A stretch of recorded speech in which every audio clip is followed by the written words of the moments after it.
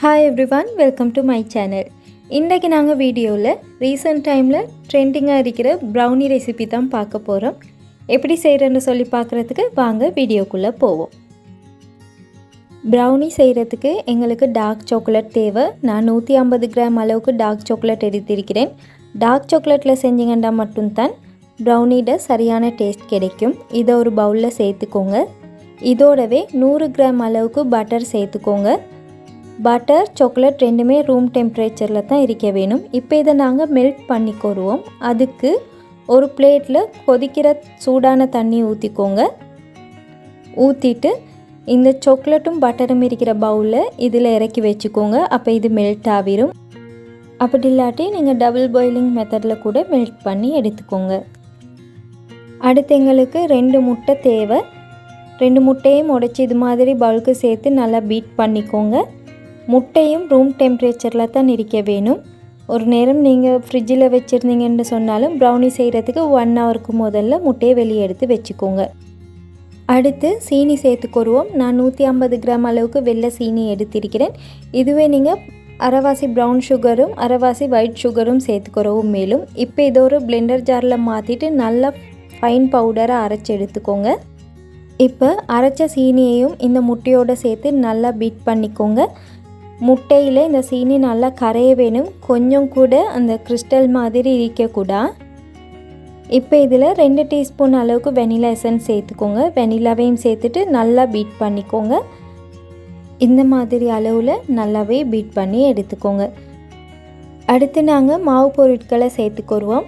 100 gram அளவுக்கு கோதுமை மாவு எடுத்திருக்கிறேன். இதோடவே 20 கிராம் கொக்கோ பவுடர், அரை டீஸ்பூனை விட குறைவா பேக்கிங் பவுடரும் எடுத்திருக்கிறேன். இதை நல்லா சளிச்சிட்டு சேர்த்துக்கோங்க.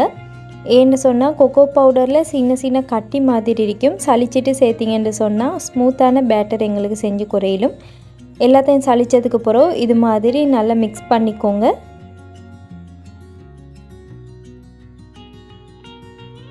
இந்த மாதிரி அளவில் நல்லாவே மிக்ஸ் பண்ணிக்கோங்க.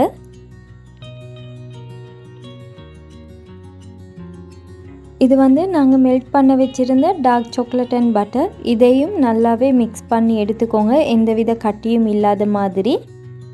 அதே நேரம் இது நல்லா ஆறிரிக்கவும் வேணும். அப்போ தான் எங்களுக்கு மற்ற பேட்டரில் சேர்த்து குறையிலும். அடுத்து இதையும் இந்த பேட்டரோடவே சேர்த்து நல்லா மிக்ஸ் பண்ணிக்கோங்க. எல்லாம் ஒன்றா சேர்ந்து வர காட்டிக்கும் நல்லா மிக்ஸ் பண்ணி குறை வேணும்.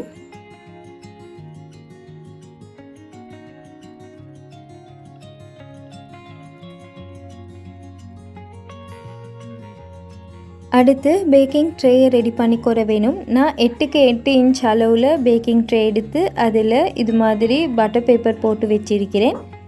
இப்போ எங்களோட ப்ரௌனி மிக்ஸை நாங்கள் இந்த பேக்கிங் ட்ரேயில் ஊற்றி கொருவோம். உங்களுக்கு இது ஊற்றப்போக்குள்ளே விளங்கும் எவ்வளோ சில்கி ஸ்மூத்தாக இருக்குன்னு சொல்லி. பேட்டர் இது மாதிரி இருந்தால் அதுதான் சரியான பதம். இப்போ இது மாதிரி கொஞ்சமாக டேப் பண்ணிக்கோங்க.